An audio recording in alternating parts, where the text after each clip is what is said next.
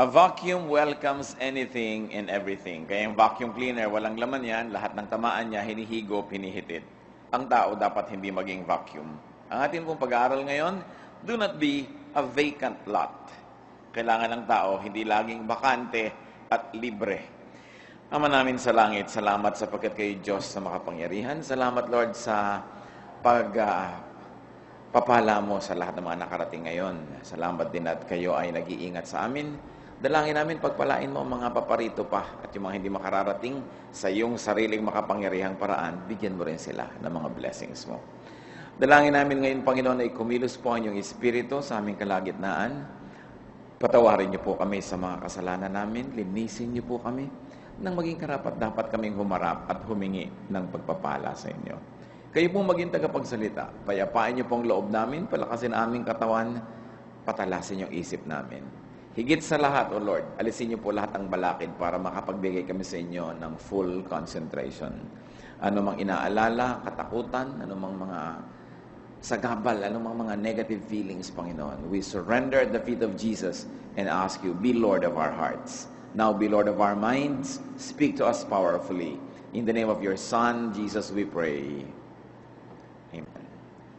Do not be a vacant lot. Meron pong napaka-interesting na itinuro ang Panginoon tungkol dito. Matthew 12:43 to 45. The Lord Jesus teaching. When an evil spirit comes out of a man, it goes through arid places, seeking rest, and does not find it. Then it says, I will return to the house I left. When it arrives, it finds the house unoccupied, swept clean, and put in order.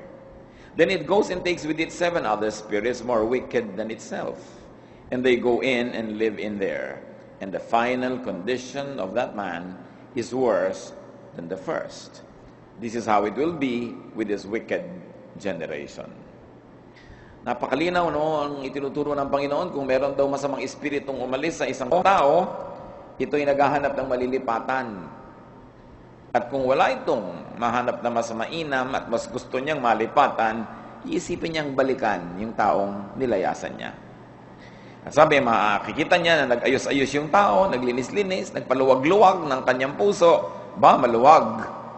At dahil walang laman, babalikan niya. At sabi, magyayaya pa siya ng 7 masasamang lalo na espiritu. Kaya ang magiging kondisyon ng taong inalisan ng espiritong ito, masahol pa kaysa dati. So, ganoon, nangyayari ang ganyan sa mga hindi makadiyos. The teaching says that evil spirits like to and actually can inhabit human bodies and minds. Tinitirhan ng masasamang espiritu ang isip, puso, katawan ng tao. It is really a counterfeit. Isa siyang huwad because it is the Holy Spirit that inhabits and is supposed to inhabit the human body. Kapag merong espiritong masama na tumitira sa tao, ito isang uri ng pagiging fake. Kasi ang dapat nakatira sa tao, espiritu ng Diyos. Espiritu ng Diyos ang ibinigay niya nung tayo nilalang, Genesis 2:7. The Lord God formed the man and breathed into his nostrils the breath of life. Ang espiritong nasa atin ay galing sa Diyos. Inihingan niya, tinanggap naman ng lupang katawan natin. Kaya sabi sa 1 Corinthians 6:19, your body is a temple of the Holy Spirit. Templo tayo. Ang nakatira dapat dyan, Diyos. Alam din natin that evil spirits can be evicted, can be cast out. Pwedeng palayasin, pwedeng paalisin. But homeless evil spirits look for bodies and minds to occupy. Kaya kung may kakapaalis pa lang, naghahanap ng malilipatan, kandidata ka naman, biglang lilipat sa'yo. Kaya dapat ang tao ay nag-iingat. Because empty bodies and empty hearts and empty minds become targets. Vacant lots attract squatters.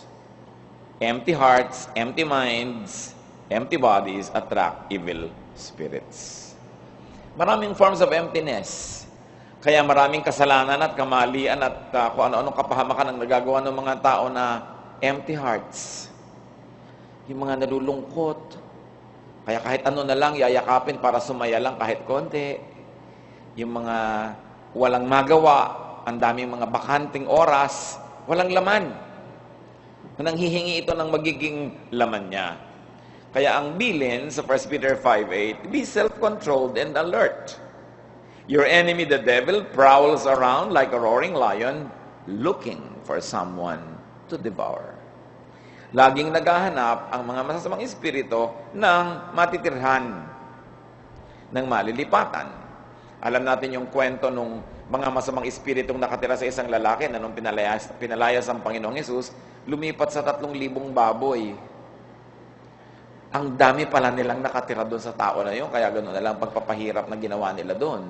Pero nung pinapaalis sila, nakiusap na may lipatan. Gusto nilang may lilipatan, at ang nalipatan yung mga baboy. Alam naman natin ang baboy ay kilala as an unclean animal. Symbolically, and in many ways, physically also. Kaya siya ang napiling lipatan. Evicted evil spirits can return with a vengeance with 7 others worse than themselves.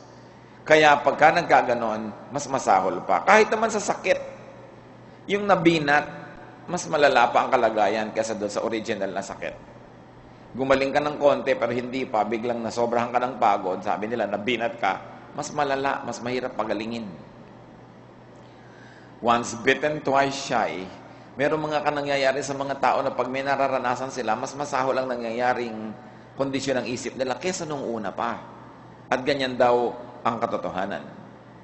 Kanino pwedeng mangyari ito na umalis na nga yung spirit ay bumalik pa't may kasama pa? This can happen to people who are superficially religious.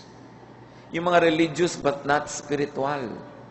Di ba, nagpaalis daw ng spirit, naglinis, nag-ayos, pero nung balikan ng spirit, wala namang laman eh. Wala naman doon si Jesus. Nagkakaroon ka ng religious experience, magre-retreat ka, may babasahin ka, may nalaman ka, mag-aayos-ayos ka ng ugali mo, magpapalis-alis ka ng mga spirit, pero wala ka namang wine-welcome na Jesus sa iyong puso. That you don't welcome Jesus into your life. Therefore, pag bumalik yung spirit, wala namang laman. Nag-ayos ka lang. Sabi, mas mabuti, umayos-ayos ito. Mas masarap tirhan ito ngayon, mas maluwag. Kaya anong ginagawa natin? Tinatanggap natin si Jesus sa ating puso bilang Panginoon at tagapagligtas. Pinapapasok natin ang Espiritong banal at hindi natin iniinis o ginagalit yung Espiritu para hindi tayo alisan ng kanyang glorious presence. God is always present in our lives, but the degree, the glory of that presence changes with your lifestyle. Kung lagi nating pinalulungkot ang Spirit, sabi, do not grieve the Holy Spirit. Sa mga pamumuhay nating makasalanan, sa patuloy nating pagpapatigas ng ulo, paggawa ng mali, para nating itinatali ang Espiritu ng Diyos. Bawat kasalanan ginagawa natin na hindi natin pinagsisisihan, hindi natin hinihingi ng tawad at tinatanggal sa buhay natin, natatali yung malayang pagkilos ng Espiritu sa ating buhay. Kaya yung konsyensya hindi pinapakinggan, nagagasgas, namamanhid, mamaya, wala nang nararamdaman. Kaya ang sinabi niya sa Biblia, by rejecting conscience, certain people have made shipwreck of their faith. Nawawalan tayo ng kapangyarihan para labanan yung espiritong gustong tumira. At habang gumagawa tayo ng patuloy na salungat sa kagustuhan ng Diyos, binibigyan natin ng espasyo yung masamang espiritu. So there are people who are superficially religious, pang-ibabaw, relihiyoso, pero hindi talaga spiritual. Kaya makikita natin, kung oobserbahan natin, maraming taong relihiyoso, silang higit lalong masasama ang ugali. Silang higit lalong mahirap kasama, mahirap makasundo, at kuminsan sila itong mga makasarili, mga sakim, mapang-agaw, mapangamkam, pero madadasalin. Mga relihiyoso, laging laman ng mga simbahan. Kasi, relihiyon lang ang pumasok sa puso, hindi yung espiritu ng Diyos. Kaya mahalaga, kung merong religious experience, merong religious activity, meron talagang spiritual counterpart yun. Hindi nandyan ka lang physically, dapat yung buong espiritu natin ay talagang nabababad sa espiritu ng Diyos. This kind of return of evil spirits can happen to people who have only religious makeovers, token exorcisms. Meron lang mga New Year's resolution, meron lang mga konting pagbabago ng loob, konting pagre-repair ng pagkatao, pero wala nung rebirth. Ang kailangan sa tao ay panganak na muli, magkaroon ng isang bagong simula. Kasi kung nagtatanggal-tanggal ka lang ng konting bisyo, nagtatanggal-tanggal ka lang ng konting masamang ugali, pero hindi ka nagkaroon ng kamatayan at muling pagkabuhay kay Jesus, ang mangyayari, binabalikan ka lang. Ano ibig sabihin natin na kamatayan? Pag tinanggap ka Jesus bilang Panginoon, tagapagligtas, itinuturing na namatay na yung dati mong sarili. Ipinanganak ka uli, bago ka na naman. Pero kung hindi mo naman siya tinatanggap, nagdasal ka lang ng konti, kumanta ka ng konti, nagkaroon ka ng konting retreat, pero walang pagtanggap kay Jesus, walang pag-amin ng kasalanan at pagbabagong loob, parang konting repair lang yon. Nababalikan tuloy. This kind of return of evil spirits can happen to people who do not yield their bodies, their minds, their hearts to the Holy Spirit. Walang tao sa loob, kaya pwedeng balikan. So what is important for us to do, brothers and sisters, is to cast out evil spirits from your life. From our lives. Paalisin yan by prayer or by simple displacement. Masama mong ginagawa, pinapalitan mo ng tama. Unti-unti mong dinadamihan yung tama mong ginagawa, kumukonti yung masamang ginagawa. By simple displacement, ang nalalagay sa puso natin, Espiritu ng Diyos. Pero tulad nga ng binanggit natin, hindi lang basta ganun yun. Nagpapalit ka lang ng habits, ng activities. Dapat meron ka talagang pakikipagkasundo sa Diyos. May kontrata ka sa Diyos na inaalis ko na po ang dati kong sarili, ang dati kong kalooban, ang dati mga espiritong nakatira dito sa pangalan ni Jesus. Pinapalayas ko na at ngayon, tinatanggap ko kayo, Panginoong Jesus. Tinatanggap kong espiritu nyo. Kayo ang tumira sa akin. Kailangan may ganong kontrata. Kasi ang Diyos magalang. Hindi niya tayo pinoposes. Sabi sa Revelation 3:20, "Behold, I stand at the door and knock," sabi ni Jesus. "Whoever opens the door, I will come in and be with him." Kumakatok si Jesus sa ating puso, kailangan pagbuksan. Hindi siya dumadaan sa likod, sa bintana, o kaya hindi siya namumuwersa. Kailangan may kasunduan na nakikipagkasundo ka, ipinibigay ko na sa iyo, Jesus, ang aking nakaraan. Ibigay mo sa akin yung future where you are Lord. Ibinibigay ko sa iyo ang aking kasalanan, ibigay mo sa akin yung iyong kalinisan. Ibinibigay ko na sa iyo ang aking kadiliman, palitan mo ng iyong kaliwanagan. There must be an exchange. And you must know it in your heart, in your mind, that you're doing that exchange. Kasi meron tayong sariling will. Kumbaga talagang willfully pipirma ka ng kontrata, tinatanggap mo si Jesus sa Panginoon at tagapagligtas. Hindi ka lang umaattend ng Bible study, umaattend ng church o ng worship, nakikipagkasundo ka talaga sa Diyos. At yung pag-attend mo na yon, isa lang yung patunay na nakipagkasundo ka na nga. O kaya, yung pag-attend mo, nagiging paraan para ka dumating sa punto na handa ka nang makipagkasundo sa Diyos. Parang asawa, hindi pwedeng biglang nagising ka, meron ka nalang katabi dyan. Kailangan magpasya ka, natatanggapin kitang maging asawa, at pipirma ko ng kontrata, mag-asawa na tayo ngayon. Ganon ang relasyon natin sa Diyos. Kailangan, alam mong ginawa mo, nakipagrelasyon ka sa Kanya. Malinaw na malinaw.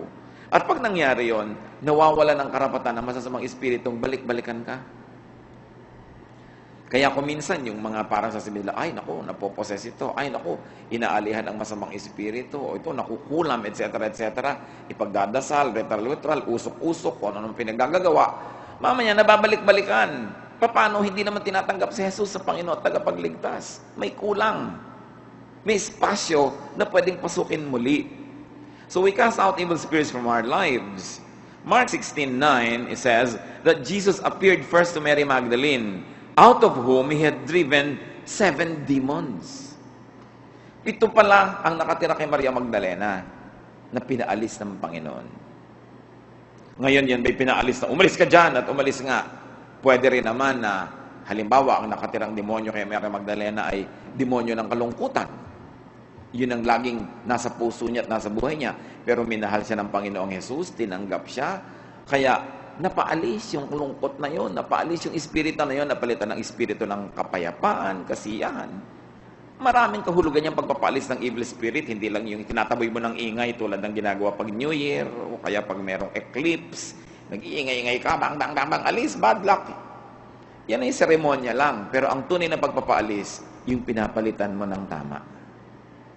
Kaya yung mga sabi doon, napakaraming may sakit, gumaling kay Jesus. Maaring ito'y tunay na sakit, biological sakit, pero pinagaling himala. Maari namang ito'y sakit ng damdamin, sakit ng puso, sakit ng kalooban. na in the Jesus movement, the outcasts were accepted. Women were empowered and given affirmation. Children were loved. Sinners were accepted and forgiven. Kaya maraming gumaling na sakit. Mga sakit na hindi lang laging pathological, hindi lang laging clinical. Kasi mas malala yung mga sakit na puso, sakit ng isip, sakit ng damdamin. And because of the love of Jesus and Christian love, many people heal. Kaya nga po yan din ang dapat mangyaring himala ngayon mga kapatid, hindi yung himala na umalis ka dyan sakit, gumagaling, kundi sa ating pagmamahalan, sa ating pagtanggap sa isa't isa, sa pagsusuportahan natin, maraming mga insecurities ang nawawala. Maraming pagpapanggap at pagkukubli ang nawawala dahil tinatanggap ka naman at minamahal. Maraming mga guilt ang nawawala dahil pinapatawad ka, gumagaling tayo. Pagka yung mga yan ay hindi mo napalitan ng Espiritu ng Diyos, babalik at babalik. That's why many, even emotional illnesses keep recurring. Halimbawa, marami tayong mga kilala na depressed. Huy, nade-depressed na naman si naiiba na naman ang behavior. Anong gagawin? Papainumin ng gamot, tuturo ka ng gamot. Iniiba lang yung body chemistry. Ito ang sinasabi ko, na wala naman spiritong pumapasok, spirito ng Diyos. So pagka humupa na yung talab ng gamot, eto na naman, depressed na naman yung tao. Kasi ang pinapalitan mo lang chemistry. And psychiatry, most of the time, is just like that. No? Pinapalitan mo yung chemical component ng tao by drugs. Pag sobrang aggressive, papainumin mo ng downer para humupa. Pag sobrang down na down, pinapainom mo ng pampa-aggressive. You only alter the chemical composition of the blood. But you need something more drastic than that para hindi siya balikan ng spirit of depression. You need the Spirit of God. Kaya yung tunay na psychiatric treatment dapat may kasamang spiritual counseling and fellowship and love. That's why it is in the church where people could be nourished. Kasi tinitingnan ka buong-buong tao, hindi lang yung blood chemistry mo, hindi lang yung electricity ng nervous system mo, kundi yung damdamin mo, kaluluwa. Kaya itinuturo ni Jesus ay pagmamahal, pag-ibig, pagtanggap sa kapwa na walang patakaran. Because it is only in this climate where we will all heal. It is only in a climate of acceptance and love where we can relax and accept ourselves and begin driving out the demons. Yung pagdadrive out ng demons, hindi lang yung ritual na umalis ka dyan, masamang espiritu, pasampasin mo yung tao, wiwisi ka mo ng tubig, papakitaan mo ng krus. Ito yung primitive symbolism.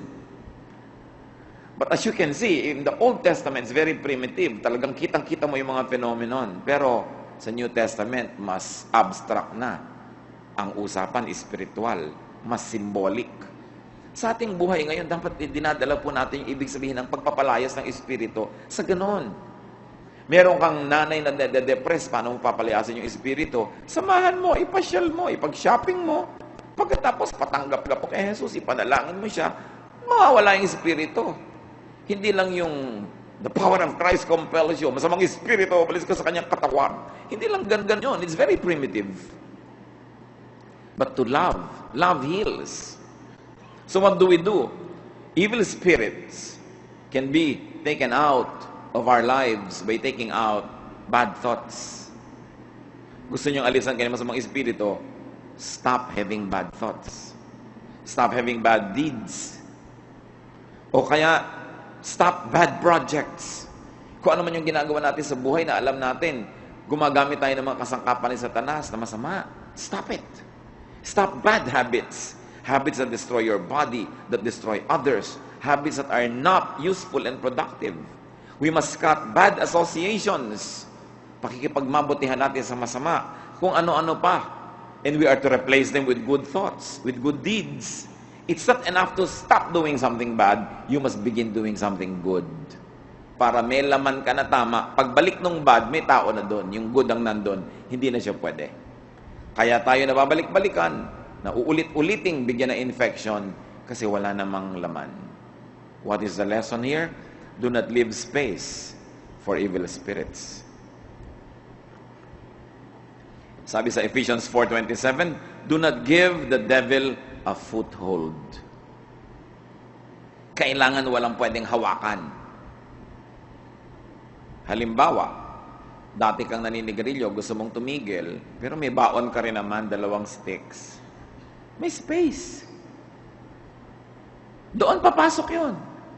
Para yung bahay mo, isinara mo lahat ng pinto, ng gate sa harap, tapos bukas konti yung likod. Para kung sakaling gustong dumating, gustong pumasok, pwede naman. Meron tayong ganun eh. There is really a space. The devil can take a place when there's too much privacy, when there is too much aloneness. Kaya yung mga magnobyo, mga hindi dapat lagi na pag-iisa, when there's too much space that's available, the devil will take over. Yung mga lugar, mga mayayaman na may lugar, may mga kondo-kondo pa na extra, kaya tuloy nakakapaglagay ng mga kirikirida doon. Ang extra bahay, extra kwarto. Hindi naman laging masama. Pero you see what happens when there is space. Kaya nung araw, hindi uso sa mga Pilipino na de-depress kasi mga Pilipino, maliliit ang bahay, siksikan. Lagi kami kausap. Mahirap ma-depress. Minsan nasisikipan ka, pero mahirap ma-depress. Pero may kani-kanyang kwarto, kani-kanyang kotse, kani-kanyang lugar, mas maraming mga psychological problems, yung ganun mga lipunan na. Kita nyo sa ibang bansa, magbabayad ka pa ng psychiatrist para ka lang kausapin. Sa atin naman, kulang na lang bayaran mo yung katabi mo, tumigil na lang nakakakausap sa'yo dahil pagod na pagod ka na sa boses niya. There's too much space. Isa pa po na nagbibigay ng provision for evil is there's too much time. Tingnan nyo yung mga estudyante na maraming vacant periods. Mula sa vacant period, hindi na babalik sa school. Itutuloy na lang yung vacant period niya. Hahaba na yon. Yung maraming oras. When there is too much idleness, there is space for the devil. When there is a provision for it, naglalagay ka ng space. Makikipag-break ka dito sa taong alam mong masamang influence, pero hindi mo naman binubura yung number niya sa cellphone mo. In fact, dala-dala mo pa yung cellphone. Hindi na nga tumutunog, tingin ka pa ng tingin. Ayaw lang, hindi na nga kumakalog na pero titingin ka na naman. Dahil may provision. Gusto mo pa rin eh. At mahirap ba naman na malaman ni Satan na gusto mo yun? Satan has a lot of experience with human beings. Andiyan na siya nung pa. Alam na alam niya yung mga ating body language. Kaya dumadali sa kanya kung paano tayo tinatrap. Sabi sa Hebrews 12:1, let us throw off everything that hinders and the sin that so easily entangles. Itapon, bitawan yung kumakapit ng ubod-higpit ng mga kasalanan. Dahil pag in-entertain mo yun ang pinto na papasukan ni Satan. Kasi yun ang kakampi niya eh. Alam niyo siyempre yung history ng Trojan War na natalo na itong isang grupo, nagregalo na lang sila ng malaking-malaking kabayo, kumbaga trophy ng pagkapanalo ng kabila. Ito naman si kabayong malaking-malaking gano'n na rebulto, ipinasok nitong mga panalo. At naglasing sila, nagsaya. Nung mga tulog na sila at mga lasing, yung palang kabayong yun, may mga tao sa loob. Lumabas sila doon sa kabayo at binuksan nila yung gate ng city, pinapasok yung mga kakampi nila, natalo. Itong kanina'y panalo. Ang tanong, sa loob ng puso nyo, sino ang kakampi ni Satan na nandyan? Siya ang nagbubukas eh. Habit ba? Emotion? Bisyo? Ugali natin na siya ang nagbubukas para makapasok si Satan. Sabi ng Romans 13:14, put on the Lord Jesus Christ and make no provision for the flesh to gratify its desires. Huwag mong bigyan ng space.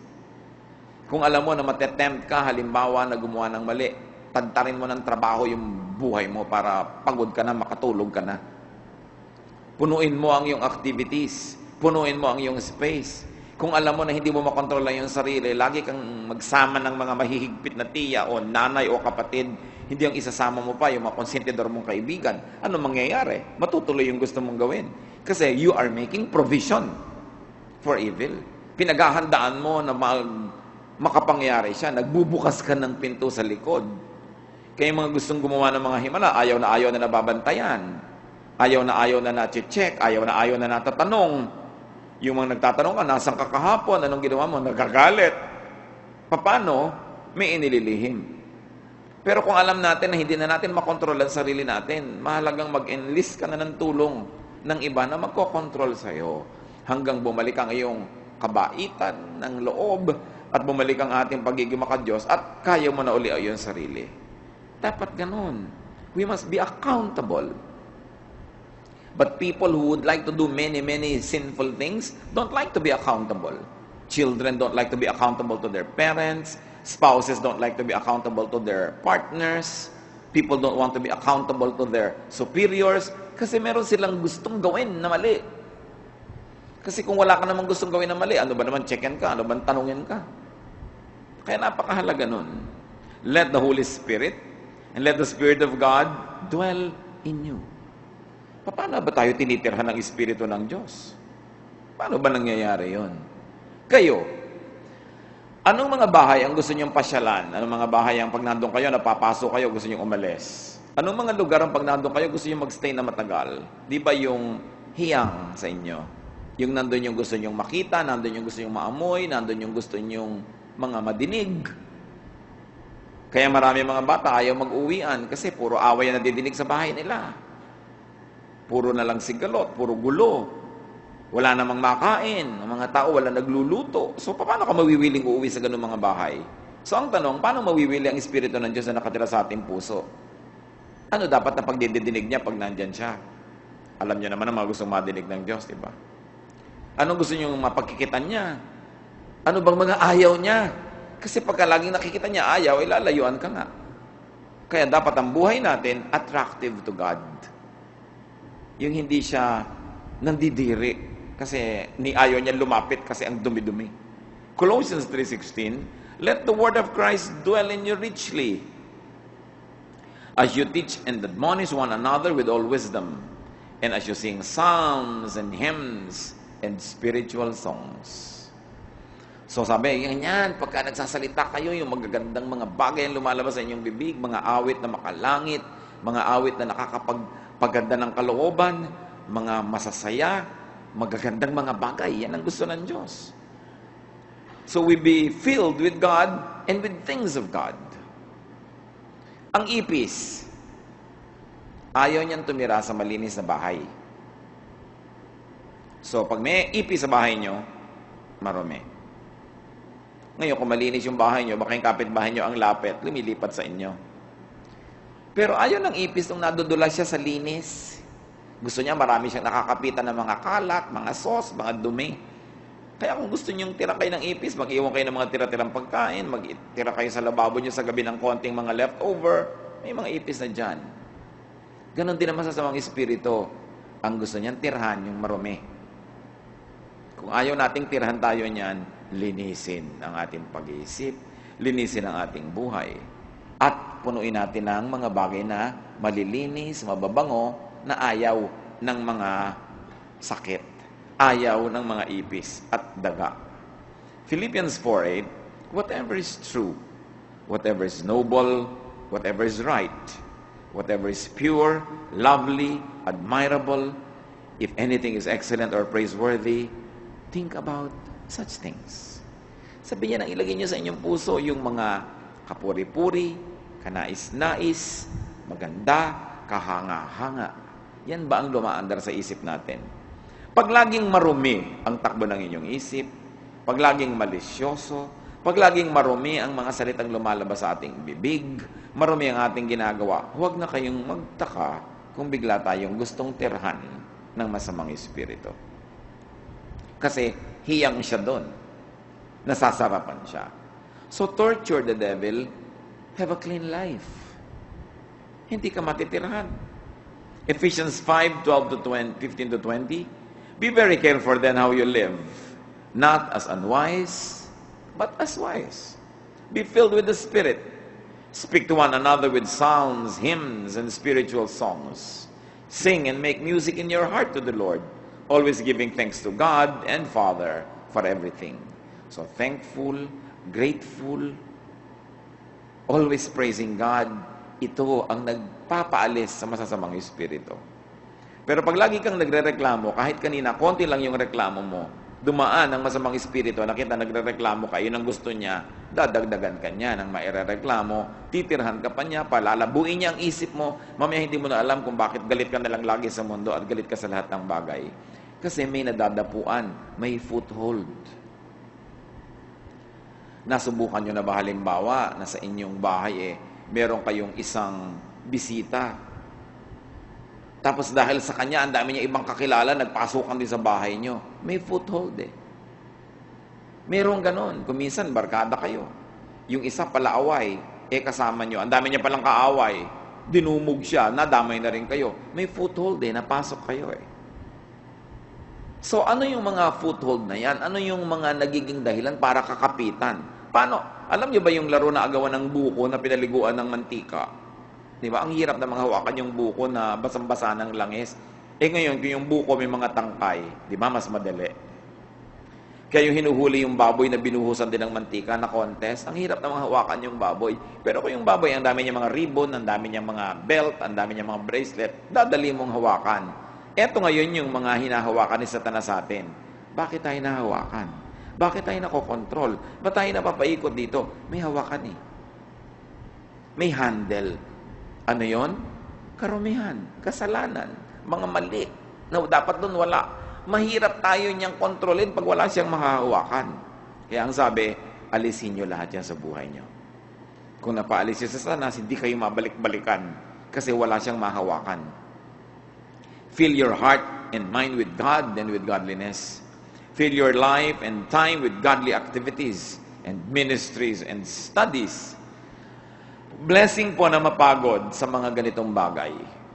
Halimbawa, meron kayong ministry sa church, o nagtuturo pa kayo, kumakanta pa kayo, naglilid pa kayo ng Bible study, nag-a-usher pa kayo, whatever, napapagod ka tuloy. Pero kung wala ka namang ministry sa church, uuwi ka na ba? Uuwi ka nga ba talaga? O kung sa kapadadaan? Di ba? Mas masarap yung pagod. Napagod ka na dahil may ginawa kang mabuti. Tumulong ka sa charitable work, hirap na hirap yung katawan mo, paghiga mo, tulog ka na, kesa yung nakahiga ka, hindi ka makatulog, babangon ka eh, iimbento ka na magagawa. Kasi sinasabi yung mga tao walang mapaggagawa, binibigyan niya ni Satanas ng magagawa. Colossians 3:2, set your minds on things above, not on earthly things. Iniisip mo lagi itong ginagawa ko, meron ba itong eternal value? Ito bang pag-uubusan ko ng oras na to? May points ba to sa langit? Papakinabangan ko ba to sa kabilang buhay? Sabi, set your mind on things above. Yan ang isipin nyo. Mahalaga ba sa langit itong pinagagagawa ko o dito lang sa lupa? Alam nyo naman, hindi tayo mananatili dito, sandali lang. Doon sa pupuntahan mo, may naipundar ka na ba mga kayamanan doon? O baka puro dito na lang ang iniisip natin. 1 Timothy 4:8, train yourself to be godly. Napagsasanayan yan, napagpapraktisan. Kailangan mag-training ang tao. Leave no room for evil. Leave no room for evil thoughts. And therefore, you will leave no room for evil spirits. 1 Thessalonians 5:21-22, test everything. Hold on to the good. Avoid every kind of evil. Ito ba ina-apply pa natin o manhid na tayo dyan? Sabi, siyasatin mo bago ka umuo, test it. Bago mo bilhin, test it. Bago mo gawing policy sa buhay mo, test it. Itatanong mo, ito ba'y gusto ng Diyos? Is this godly? Does it have eternal value? O isang malaking pagsasayang ng oras, ng pagod, ng pera. Sabi, hold on to the good. Why you hold on? Kasi kadalasan yung kamay mo ang gustong hawakan yung bad. Sabi, kaya kailangan doon ka nakakapit. Oras na bumitaw ka sa good, walang laman yung kamay mo, magkakaroon bigla ng laman niya na masama. Sabi na isang Turkish proverb, the devil tempts all other men, but idle men tempt the devil. Sabi niya naman, demonyo ang tinutokso niyan, lahat ng tao. Pero yung tao walang ginagawa, tinutokso niya ng demonyo. At sabi pa ng isang kasabihan, idle hands are the devil's tools. Ano ang kasangkapan ni Satanas? Mga kamay na walang magawa. Papagawain niya yon. Pag ang kamay natin walang ginagawang mabuti, sabihin niyo man o hindi, ang totoo ganito yon, binibigyan niyo kay Satanas. Wala akong ginagawang mabuti, sa'yo na yung kamay ko. Ganun yun eh. Kaya dapat laging puno ng ginagawang mabuti. Pinupuno natin ang schedule natin ng mabubuting gawa. Nang sa ganon, hindi siya makasingit kahit sandali. Yung ating pong binasa na sinabing bumabalik yung evil spirit, do not be afraid, ha? Do not fear, or do not be intimidated by an evil spirit who likes to return. Kasi kung ayaw niyo siyang tanggapin, wala siyang karapatang bumalik. Kung kayo ay nakapwesto na hindi na siya pwedeng pumasok, hindi niya pwede ipagpilitan yung sarili niya. Nagpapalusot lang yun. 1 John 4:4, "You, dear children, are from God, and have overcome them, because the one who is in you is greater than the one who is in the world." Yung Espiritu na nasa inyo, yung Espiritu ng Diyos, higit na mas dakila at makapangyarihan kaysa sa Espiritu nandito sa sanlibutan, yung Espiritu ni Satanas. So, hindi naman tayo helpless na kung gustong balikan, pwede. No! Nababalikan lang yung nagwe-welcome. Nababalikan lang yung willing. Nababalikan lang yung nagli-live ng space. Pero napakalinaw sasabi sa James 4:7, "Submit yourselves then to God, resist the devil, and he will flee from you." You don't have to fight the devil, you only resist. Tumanggi ka lang. Hindi mo kailangan makipagbuno, makipaglaban sa diablo. Sabihin mo lang no. Pero no na firm, clear, and empowered by the Spirit of God. No! Hindi siya pwede magpilit kasi resist the devil and he will flee. Don't fight, matatalo ka. Devil yun, makapangyarihan yun eh. But resist in the name of Christ. And be firm with your no. And the devil has no choice but to leave you. So cast out evil from your life, and then do not be a vacant lot. Do not be a vacant house. Ang tanong, at ito pong nais kong iwan sa ating lahat, meron kayang bahagi ng ating buhay na bakante. Wala doon si Jesus. Wala doon ang Espiritu ng Diyos. Hindi si Jesus ang Lord doon. Hindi niya yun kaharian. Sigurado paghaharian yun ni Satanas. May bahagi ba ang ating puso, ang ating isip, ang ating activities, ang ating 24 hours? Meron ba doon na puwang na hindi nakasuko sa Diyos? Kukunin yun ni Satanas. What hour of the day is not surrendered to God? What day of the week? What week of the month? What month of the year? What years in our lives are not surrendered to God? You don't have to invite Satan. The moment that God is not there, it's a vacant, Satan will come in. Because a vacuum attracts anything and everything. So may area ba? Sa love life ba? Sino ba dyan ang hari? Ang Diyos ba? O si Satanas? Sa ating spending habits, nakasurrender ba sa Panginoon ang ating pera? O hindi? Nakasurrender ba sa Panginoon yung ating vocabulary, the words that we say? Yung ating ugali o hindi? Basta't hindi nyo sinuko sa Diyos, automatic, ibinibigay yan kay Satan. Kaya mahalaga sabi, be watchful, yan ang sabi. Be sober. Kailangan sober tayo, kailangan hindi tayo lasing, gising. Kasi naghihintay lang si Satanas ng pagkakataon. Kaya kuminsan magtataka ka, Kristiyano, pero ang daming area sa buhay na bigo, talo, kasi hindi pala niya sinusuko. Minsan, sinabi niya kay Jesus, binibigay ko sa iyo aking buhay, tinatanggap kita, pero pagkatapos ng binabawi uli yung iba, ay ako na uli ang bahala sa ganito ko, ako na uli ang bahala sa aking love life, ako na uli ang bahala sa aking mga habits. Kailangan lagi nakasuko. Nakabantay ang tao, kasi the devil prowls around like a roaring lion looking for someone to devour. Magbulay-bulay po tayo. Ama naming Diyos, salamat sapagkat kung papaalisin namin ang mga masasamang espiritu sa buhay namin, at pinapalitan namin yun ng presensya nyo, ay kayo naghahari. Pinaghaharian kami ng kapayapaan, katahimikan, pag-ibig, pamumunga, lahat ng magagandang bagay. Salamat din dahil ipinaaalala nyo sa amin na kung magkukulang kami sa pagsusuko sa inyo, ay gano'n na rin para na namin ibinigay kay Satanas yung bahagi na yon ng aming buhay. Suriin nyo po kami ngayon, Panginoon. Nais naming ipasuri sa inyo kung ano-ano, kung mayroon, at kung mayroon ay kung ano-ano, ang mga bahagi ng buhay namin na si Satanas pala ay naghahari.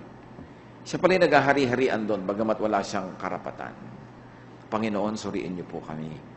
Magbulay-bulay tayo sa katahimikan, yumuko tayo sa presensya ng Diyos, at isipin, alin sa mga bahagi ng ating buhay ang malaki ang presensya o kaya ay kontrol ng masasamang espiritu. At isuko natin sa Panginoon ngayon. Mag-isip muna tayo sa tulong ng Espiritu ng Diyos.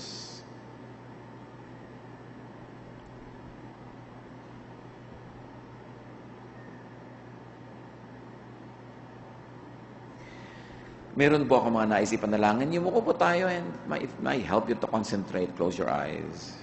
Meron akong gusto ipanalangin. Kung may mga kasama tayo ngayon na Napag-isip-isip nyo habang nag-aaral tayo, oo nga, hindi ko pa nga pala naiimbita si Jesus na maghari sa buhay ko. Hindi pa ako pumipirma ng kontrata. Hindi ko pa pala naibibigay sa Kanya yung buhay ko, yung nakaraan ko, yung ngayon at yung future. At ngayon, gusto niyo nang gawin yon? Gusto niyo makipagkasundo kay Jesus? Gusto niyo siyang tanggapin na Panginoon at tagapagligtas? Ibig sabihin, Panginoon, susundin niyo sa inyong buhay, pipirma kayo sa kontrata that you will have a partnership with Jesus in running your life. Kung meron kayong ganyang hangarin ngayon, I'd like to pray for you. Stand up. Tumayo kayo. Yung mga nagsasabing, aba, ngayon ko naisip, kailangan kong gawin. Praise God sa mga tumatayo. Nais kong makipagkontrata sa Diyos. Gusto ko ibigay ang buhay ko ngayon, hindi sa ibang araw, kundi ngayon. Ayokong kay Satanas to ibigay. Ayokong bigyan si Satan ng right to my life. Ayokong may space. So right now, I'm going to make a contract with God that I'm giving my life to God. I'm giving my sins so that I may be forgiven. I'm giving all my hope, my future, so that I may be guided. Kung may nais pa pong tumayo kayo, magandang bagay yan. Huwag kayong mag-alinlangan. Sign a contract with God tonight that you're giving your life. At kayong mga nakatayo, makipag-usap kayo sa Diyos ngayon. Kayo ang magsalita. Something like this, na Diyos ko, binibigay ko po sa inyong buhay ko, mga kasalanan ko, patawarin niyo po ang aking hinaharap, sa inyo ko binibigay, at nais ko kayo ang makapangyari sa akin. Sabihin niyo po in your own words to God.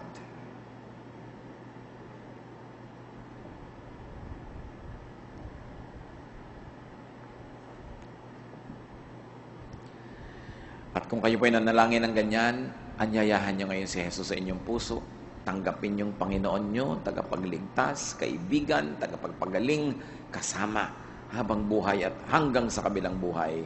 Anyayahan nyo si Jesus sa inyong mga sariling pangungusap na makipig-isa ang kanyang spirito sa inyong espiritu.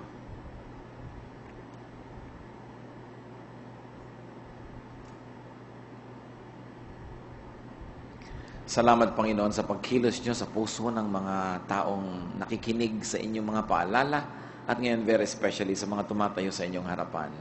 Sa kanilang sariling pangungusap, Panginoon, tinatanggap kayo, Jesus, bilang Panginoon tagapagligtas, nakikipagkasundo sa inyo, Diyos Ama, na ibinibigay ang buhay sa inyo, nakaraan, kinabukasan man. Dahil dito, pinawawalan namin ang kapangyarihan si Satanas at lahat ng masasamang espiritu na magkaroon ng anumang kaugnayan sa mga tao ito na nakikipagkasundo sa Diyos. We command you, evil spirit or evil spirits, in the name of Jesus of Nazareth, in the name of our Lord God in heaven, that you leave these people and you have no right to ever return as these people make a covenant, a contract with the living God. Diyos namin sa langit, tanggapin niyo pong kontratang ito at kayo ang maging tagapag-ingat, tagapagbigay ng mga pagpapala, tagapagtanggol ng mga ngayon nakikipagkasundo sa inyo. Salamat po sa pagdinig nyo. Naniniwala kami na kayo man pumirma on your side of the contract that there is now an eternal relationship between you and these people who make this covenant with you. Magsiyo po kayo mga kapatid at patuloy tayo sa diwa ng pananalangin. Manatili tayong nakayuko sa presensya ng Diyos. Kayong mga nakipagkasundo sa Diyos, tandaan nyo ang petsang ito. This day, your name was written in heaven. Yan ang sinasabi sa Biblia. Kailangan meron ka talagang kontrata. Hindi understood, hindi MU ang relationship sa Diyos. It must be clear that you are signing a contract with God. That you're entering into an official, a formal, and a holy relationship with God. Meron pa po ako naisip panalangin, muli tayong yumuko. Kung kayo'y tumanggap na sa Panginoon, lalo noon pa, nakipagkontrata na kayo. Pero ngayon, naisip nyo, naipaalala sa inyo, na may bahagi ng buhay na hindi nakasuko sa Diyos ang naghahari doon masamang espiritu. Gusto nyong isuko yan sa Panginoon ngayon. Gusto nyong sabihin, nalibang ako, nadaya ako, o kaya alam na alam ko, nagmatigas ang ulo ko. But there's an area of my life, or areas that are not surrendered to you, O God, but now I like to surrender. Ayoko na pag binalikan ako ng spirito, may babalikan, may titirhan, may claim sa akin, may hahawakan. I want that I'm free from this. So, I like to renew my commitment to you, O God. Gusto ko pong baguhin muli at muling sariwain ang aking pakikipagkasundo. I like to surrender again a part of my life that had not been surrendered for a while. Kung itong dalangin nyo, tumayo kayo sa presensya ng Panginoon. at ating ihihingi ito ng tawad. Salamat sa mga Espiritu ng Diyos na kumikilos sa mga tumatayo. Hihingi natin ng strengthening, ng empowerment, that the Spirit of God may be God again, Lord again, of certain areas of our lives that had not been surrendered fully to the Lord. Kung meron tayong ugali, meron tayong habit, meron tayong part ng buhay natin, alam natin, ang nakakapangyari doon, masamang espiritu, stand. And we're going to say, God, forgive me, cleanse me, I rededicate this part of my life to you. Kung may nais pang tumindig kayo. At sa inyong mga sariling pangungusap, ihingi nyo ng tawad sa Diyos ang naging pagtalikod, ang pagbibigay nyo sa Espiritu ng bahagi ng inyong buhay. At ngayon, makipag-usap tayo sa Panginoon. Ihingi nyo yan ng tawad. I cannot do it for you. Each one must pray to God privately.